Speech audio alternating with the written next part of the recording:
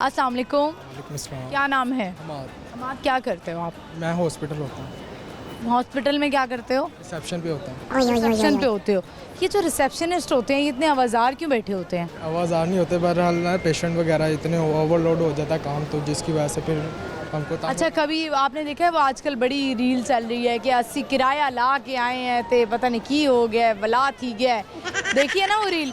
तो ऐसा कभी आपके साथ वाकया हुआ है कि लोग आते हैं और आके कहते हैं कि असी है ना किराया लाया, असी इतने आए हैं हॉस्पिटल, डॉक्टर नहीं बैठे होया, डॉक्टर छुट्टी से चला गया है।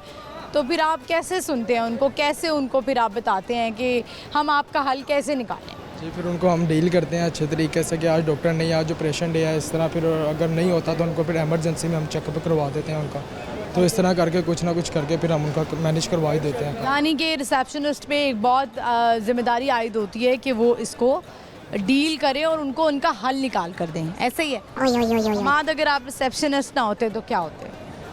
मेरा शौक़ था हॉस्पिटल की जॉब का, तो वो इंशाल्लाह मुझे अल्लाह पाक ने उस जगह पे लगवा दिया, तो बाकी इंशाल्लाह आगे स्टडी वगैरह करके और आगे इंशाल्लाह जाएंगे। आगे आप क्या सोच रहे हैं? स्टडी आपने वैसे क्या की हुई है? मैंने सेकंड ईयर किया हुआ है अभी तक। अभी क्या प्लान है? आगे पढ़ना है? जी, पढ़ना है। ज़रूर पढ़िएगा, क्योंकि लड़के जो है ना वो कहते हैं बस अब नौकरी कर रहे हैं तो अब क्या ज़रूरत है कि हम आगे पढ़ें। तो पढ़ाई बहुत ज़रूरी है। बहुत सारे लड़के हैं जो मैट्रिक के बाद कहते हैं कि बस मैट्रिक कर लिए, अब इसके बाद पढ़ाई करने की कोई ज़रूरत नहीं है, नौकरी करें या बिज़नेस करें। तो आपका ताल्लुक़ लाहौर से है? अच्छा, लाहौर से है। तो और क्या हॉबीज़ हैं, क्या शौक़ क्या है, ये बताएँ। और बस कुछ भी शौक़ नहीं है, बस यही था कि मेहनत की है, अल्लाह पाक ने इसका अजर दिया मुझे, और उसके बाद इंशाल्लाह आगे इंशाल्लाह स्टडी वगैरह करके तो फिर आगे इंशाल्लाह फिर करेंगे। बाहर जाना है? जी, बाहर जाएंगे। बाहर जाना है। चलें, सवाल है वो मुझे बताएं वो क्या चीज़ है जो सबको चाहिए और मौजूद भी है, हर जगह है, घर में है, गार्डन में है, बाहर है, अंदर है, मुझे भी चाहिए, आपको भी चाहिए। पता नहीं है, इसका आइडिया नहीं। ले, क्यों नहीं पता, सोचें।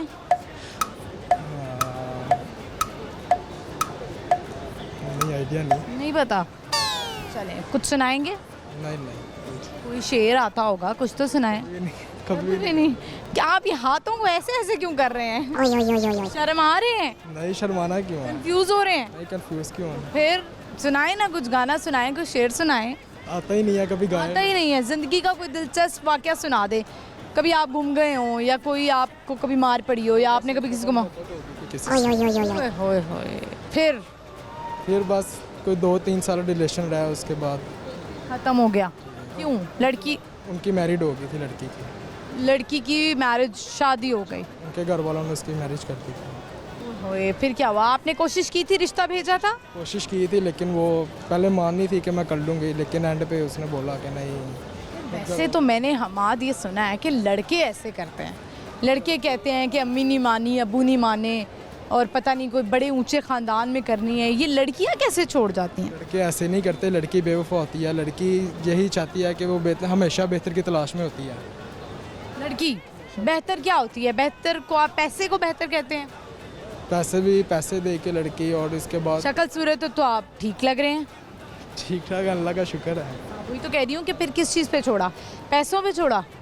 बस वो कहती घर वाले नहीं मानेंगे, तो ये वो इसलिए हम ख़ानदान से बाहर शादी नहीं करते। तो क्या कास्ट थी उनकी? उनकी थी, वो जट थे। जट थे, हाँ, जट सही। चलें, बहुत शुक्रिया, बड़ी दुखी कहानी आपकी, thank you so much. Viewers, वैसे ये एक बात है कि लड़के जो है वो भाग जाते हैं, लड़कियां भाग जाती हैं। हम घर से नहीं भाग जाते, भाग इस बात पे, इस चीज़ में कि आप जब किसी रिलेशनशिप में होते हैं तो लड़कियां क्यों कहती हैं कि घर वाले नहीं मानेंगे, लड़के क्यों कहते हैं कि घर वाले नहीं मानेंगे। जब आपको पता है कि घर वाले नहीं मानेंगे तो आप एक रिलेशनशिप में या ऐसे अफेयर में आते क्यों हैं जो कि बहुत सारी चीज़ों के ख़िलाफ़ हैं।